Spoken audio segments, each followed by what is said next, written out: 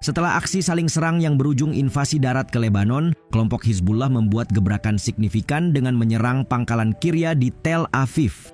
Sebagai catatan, roket, rudal, dan pesawat nirawak satu arah canggih milik Hizbullah telah mencapai pinggiran kota Tel Aviv sejak akhir September, membuktikan jangkauan lebih jauh dan tepat sasaran yang sukses menciptakan ancaman serius bagi negeri Zionis di masa depan. Selanjutnya, benarkah Hizbullah lebih pintar dari Israel? Selengkapnya akan dibahas melalui fakta serangan Hizbullah ke pangkalan Kirya, yang ternyata merupakan markas Kementerian Pertahanan Israel.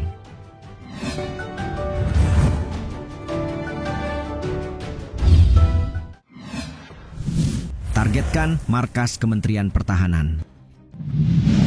Markas besar militer Israel di pangkalan Kirya menjadi bulan-bulanan Hizbullah setelah kelompok yang didukung Iran itu meluncurkan dua serangan pada hari yang sama menggunakan drone dan rudal dari arah Lebanon. Mengumumkan pada Rabu 13 November, Hizbullah menunjukkan bahwa penargetan pangkalan Kirya menjadi penting sebab pesawat nirawak mereka berhasil menyerang Kementerian Keamanan Israel di Tel Aviv untuk pertama kalinya. Kemudian selain menampung markas besar Kementerian Pertahanan, di pangkalan itu juga terdapat staf umum, ruang manajemen perang, serta otoritas pemantauan dan pengendalian perang Angkatan Udara milik Israel. Al-Mayadin melaporkan setelahnya peluncuran roket ke wilayah tengah di Palestina yang diduduki juga dilakukan. Ini belum termasuk penargetan pangkalan Glilot dengan serentetan rudal kualitatif di hari yang sama. Begitupun drone yang menargetkan pangkalan Amos, sebuah pusat transportasi dan teknologi di wilayah utara Israel. Sebelumnya 2 pekan lalu pada 2 November, Hizbullah juga berhasil menargetkan pangkalan Glilot. Menanggapi itu, pensiunan Mayor Jenderal Eitan Dangot mengatakan kepada Channel 12 Israel bahwa Hizbullah mempertahankan kemampuan roket dan pesawat nirawaknya dan meraih keberhasilan melalui kemampuan tersebut.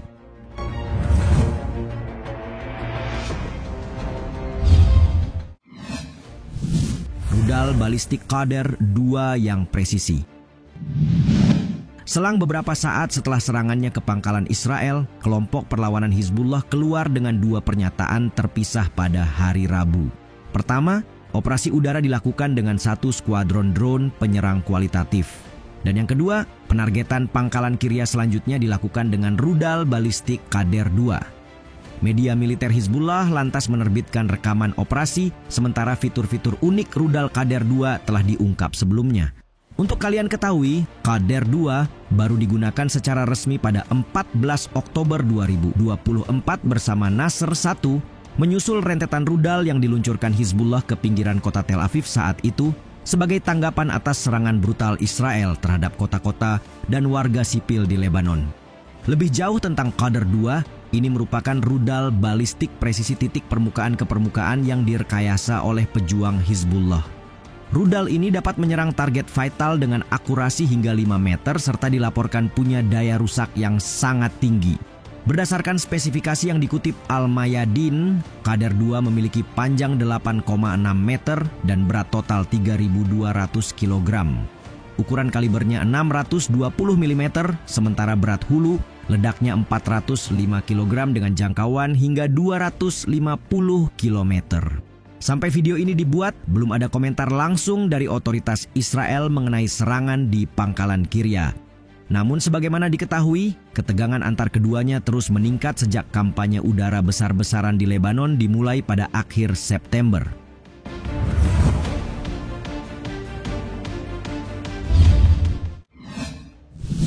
Bagian dari operasi Khaybar. Perlawanan Islam Hizbullah mengakui secara terbuka bahwa serangan pada hari Rabu merupakan bagian dari rangkaian operasi Khaybar di bawah seruan Labyaka ya Nasrallah. Jadi, apa itu operasi Khaybar? Operasi ini dimulai pada 1 Oktober 2024, ditandai dengan peluncuran rentetan roket Fadi 4 di pangkalan Galilot milik unit intelijen militer Israel 8200 dan markas besar Mossad yang terletak di pinggiran kota Tel Aviv. Selain untuk membela Lebanon dan rakyatnya, kelompok itu juga mengatakan bahwa operasi Khaybar dilakukan sebagai aksi solidaritas terhadap rakyat Palestina di jalur Gaza. Belum lama ini, Hizbullah menerbitkan ringkasan operasional harian bertepatan dengan 40 hari meninggalnya pemimpin mereka, Hasan Nasrallah. Press TV mewartakan, ringkasan operasional itu disertai dengan peta terperinci yang mewakili peningkatan signifikan dalam operasi terhadap entitas Zionis. Komando Operasional Hizbullah dalam sebuah pernyataan mencatat, meskipun ada pengawasan intelijen intensif dan aktivitas konstan oleh Angkatan Udara Israel, kelompok perlawanan secara signifikan meningkatkan operasi kualitatifnya dalam kerangka rangkaian Operasi Khaybar. Siaran pers Iran itu sekalian melaporkan Operasi Canggih Khaybar, mencakup serangan tepat terhadap pusat, fasilitas, serta pangkalan strategis dan militer Israel. Dalam hal ini mencapai 145 km di dalam wilayah Israel dengan menggunakan berbagai rudal dan pesawat tak berawak.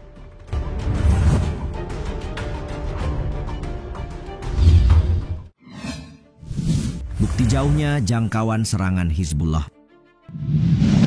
Saat membuat pengumuman terkait serangan di pangkalan Kirya, Hizbullah sekalian merilis pernyataan yang menyebut pesawat nirawak mereka telah mengenai sasaran secara akurat. Perlawanan Islam meluncurkan untuk pertama kalinya operasi udara dengan satu skuadron drone penyerang kualitatif menargetkan pangkalan Kirya di Tel Aviv, menghantam target-target secara tepat pada pukul 3.30 sore pada hari Rabu. Tidak hanya itu, menargetkan kedua kembali diumumkan pada pukul 18, namun kali ini menggunakan rudal balistik Qader 2. Melihat serangan yang makin jauh menembus pusat kota, membuktikan bahwa jangkauan Hizbullah mengalami jangkauan dari hari ke hari. Pun klaim mereka terkait penargetan yang presisi, mewakili keberhasilan dari rangkaian teror dalam melawan pendudukan Israel di Gaza dan Lebanon.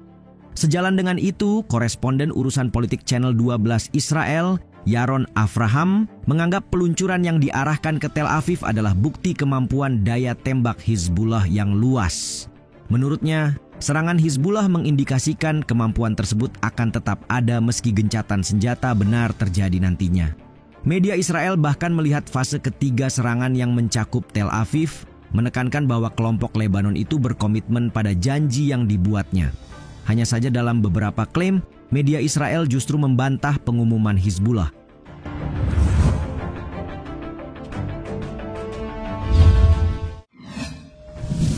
Hizbullah lebih pintar dari Israel.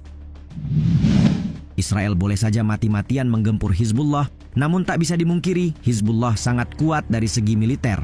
Dapat dikatakan bahwa Hizbullah ini adalah milisi Syiah paling kuat di Timur Tengah, sekaligus milisi anti-Zionis pertama yang dibentuk oleh Iran. Karena itu, ketika Israel menyerukan penargetan untuk mengusir Hizbullah di Lebanon Selatan, kelompok itu tampak tak tergoyahkan sedikit pun. Menanggapi agresivitas Hizbullah, mantan juru bicara militer Israel, Ron Kochav, mengatakan bahwa realitas di medan perang akan menentukan hasil perang. Menurutnya, ini bukan tentang resolusi, penyelesaian gencatan senjata, atau diplomasi. Apalagi 200 roket dan pesawat nirawak diluncurkan setiap hari dari Lebanon, dengan dampak korban jiwa dan cedera yang terus dilaporkan. Mengutip Al-Mayadin, Kochav sampai menyebut Hizbullah lebih pintar daripada Israel dalam keterangannya dan menggunakan strategi pengurangan yang mungkin merupakan metode terbaik bagi musuh-musuh Israel. Katanya menambahkan, mantan juru bicara militer itu juga mengakui Israel belum mencapai tujuan perangnya. Dalam hal ini, belum membebaskan tawanan yang ditahan di Gaza, mengalahkan kelompok perlawanan Gaza, hingga mengembalikan pemukim Israel ke utara dengan selamat. Sebelumnya, Menteri Keamanan Israel Katz mengklaim pihaknya telah mengalahkan Hizbullah. Namun koresponden militer untuk situs berita Israel Mako, Shai Levi, yang menanggapi itu, mengemukakan bahwa kelompok Lebanon itu tidak akan dilucuti, bahkan melalui serangan sedalam 5 kilometer.